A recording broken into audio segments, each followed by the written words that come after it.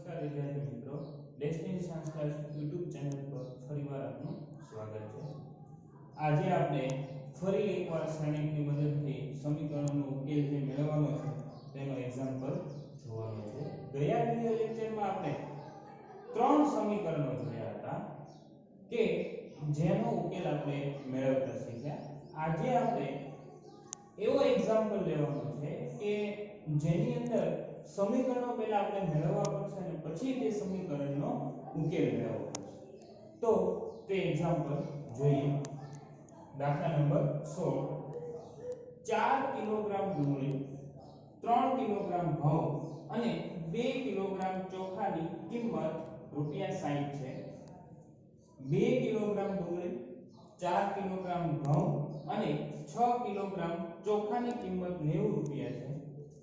6 kilogram ડુંગળી 2 kilogram ઘઉં અને 3 કિલોગ્રામ ચોખાની કિંમત ₹70 છે। શ્રેણીકની રીતે દરેક વસ્તુનો પ્રતિ કિલોગ્રામ ભાવ શોધો।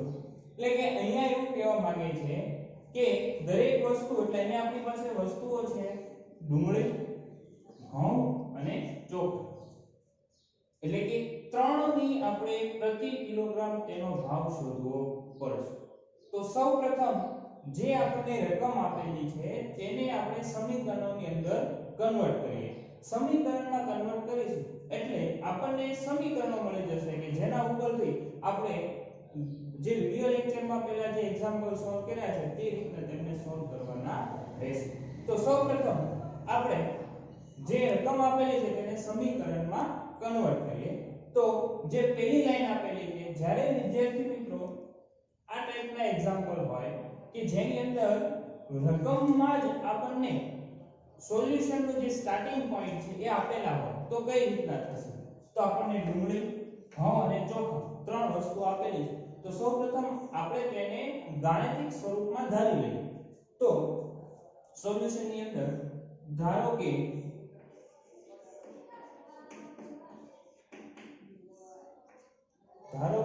1 કિલોગ્રામ ડુંગળીનો ભાવ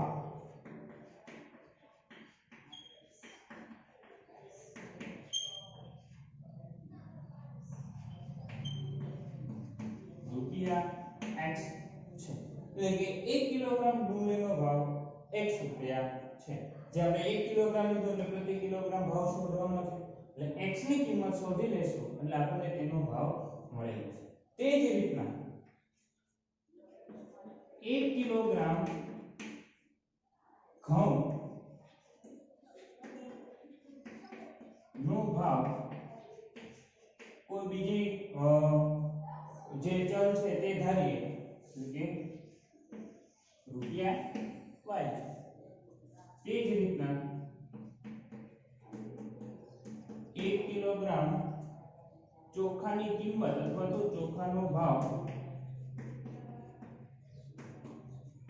₹z છે। તમને હવે ખ્યાલ આવી ગયો છે કે આપણે શોધવાનું શું રહેશે? x, y અને z ની કિંમત શોધવાની રહેશે। તો હવે આપણે જે ધારેલી કિંમતો છે તેને જે આપણને રકમ આપેલી છે તેના દ્વારા સમીકરણમાં કન્વર્ટ કરીએ। 4 કિલોગ્રામ ડુંગળી, 1 કિલોગ્રામ ડુંગળીનો ભાવ x રૂપિયા છે તો 4 કિલોગ્રામ ડુંગળીનો ભાવ શું થશે?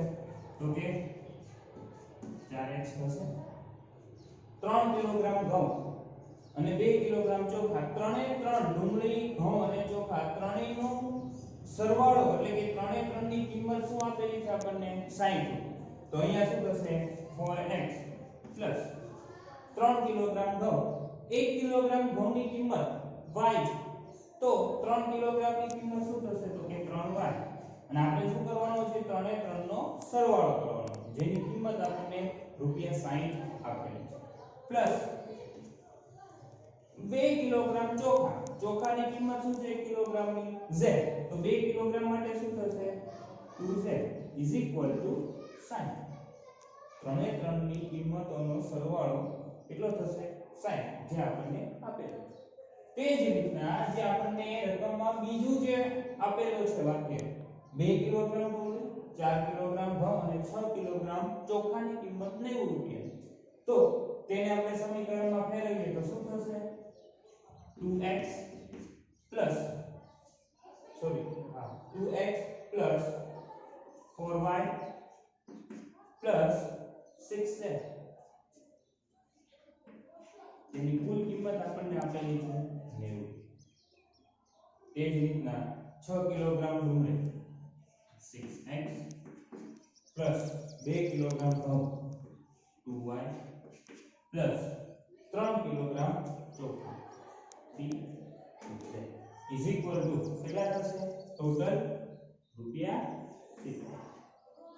તમે જોઈ શકો છો આપણને ત્રણ સમીકરણો મળી ગયા જેની અંદર આપણે x y અને z ની કિંમત શોધવાની છે. જે આપણને શું મળશે x એટલે 1 કિલોગ્રામ ડુંગળીનો ભાવ એટલે પ્રતિ કિલોગ્રામ થયું.